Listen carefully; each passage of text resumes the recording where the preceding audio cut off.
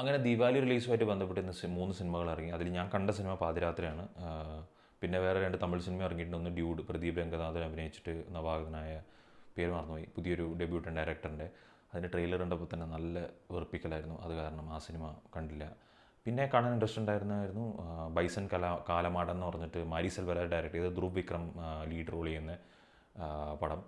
കാലമാടൻ, bison കാലമാടൻ എന്ന് കണ്ടപ്പോൾ ഭയങ്കര ഒരു കൗതുകം തോന്നി. കാരണം കാലമാടൻ ഞാൻ ഇത്ര നാൾ വിചാരിച്ച ഒരു മലയാളം പേരാണ് എന്നാണ്. എന്താണ് ഒരു പ്രോപ്പർ അർത്ഥം എന്ന് എനിക്കറിയില്ല.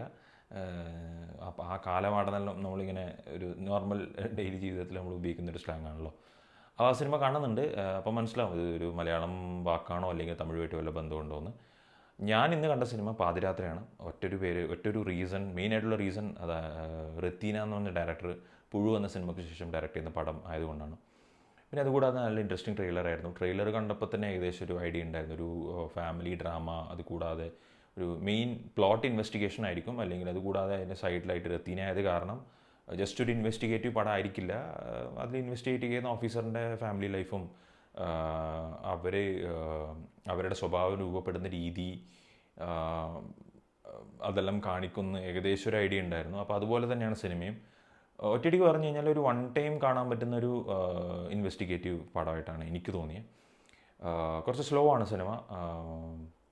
സിനിമേൻ്റെ വൺ ലൈനർ എന്ന് പറഞ്ഞു കഴിഞ്ഞാൽ എസ് ഐ ആയിട്ട് നവ്യ നായർ ചെയ്യുന്ന ക്യാരക്ടർ ജാൻസി എന്ന് പറഞ്ഞ ആൾ, പിന്നെ കൂടെ CPO ആയിട്ട് സൗബിൻ ഷാറുണ്ട്, ഹരീഷ് എന്നാണ് പേര്.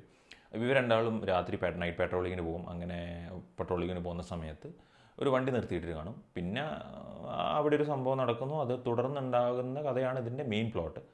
ഇത് കൂടാതെ സൗബിൻ ഷാഹിൻ്റെ ലൈഫിൽ എന്താണ് നടക്കുന്നത്, നവ്യ നായരുടെ ലൈഫിൽ എന്താണ് നടക്കുന്നത്, സണ്ണി വിവേൻ്റെ ലൈഫിൽ എന്താണ് നടക്കുന്നത്, ആൻഡ് അഗസ്റ്റിൻ്റെ ലൈഫിൽ എന്താണ് നടക്കുന്നത്, അപ്പം അതൊക്കെ കാണിക്കുന്നുണ്ട് ഡീറ്റെയിൽഡായിട്ട്. ഇന്ദ്രൻസും നല്ലൊരു ഗംഭീര കഥാപാത്രം ചെയ്യുന്നുണ്ട്. ലീഡ് ആൾക്കാരുടെ എല്ലാം പെർഫോമൻസ് ഗംഭീരം തന്നെയായിരുന്നു. എനിക്ക് ഭയങ്കരമായിട്ട് ഇഷ്ടപ്പെട്ടു. പ്രത്യേകിച്ച് നവ്യ നായരുടെ ഒരു സിനിമ ഞാൻ എത്രയോ വർഷങ്ങൾക്ക് ശേഷമാണ് ഞാൻ തിയേറ്ററിൽ പോയി കാണുന്നത്. ഓർമ്മയില്ല ലാസ്റ്റ് കണ്ട സിനിമ ഏതാണെന്ന്. നവ്യ നായരുടെ ഒരുത്തിയെല്ലാം ഇറങ്ങിയിട്ടുണ്ടായിരുന്നു, ജാനകി ജാനി. ഇതൊന്നും ഞാൻ കണ്ട സിനിമകളില്ല. ഒരുത്തി ഞാൻ കണ്ടിട്ടില്ല. ജാനകി ജാനെ കാണാൻ ശ്രമിച്ചിട്ട് പറ്റാതെ പകുതിക്ക് വെച്ച് നിർത്തിപ്പോയൊരു സിനിമയായിരുന്നു. പിന്നെ അത് കൂടാതെ നമ്മളെ കാന്താര, ഈ പുതിയ ഇറങ്ങിയിരിക്കുന്ന ചാപ്റ്റർ 1 അല്ല, കാന്താര 2022 ഇറങ്ങിയ സിനിമയിലെ വില്ലൻ ഉണ്ടായിരുന്നല്ലോ അച്യുത് കുമാർ, പുള്ളിക്കാരനും ഒരു DYSPൻ്റെ റോൾ ചെയ്തിട്ടുണ്ട്. നല്ല രീതിയിൽ വളരെ ഡീസൻ്റ് ആയിട്ടുള്ളൊരു പെർഫോമൻസ് ആയിരുന്നു.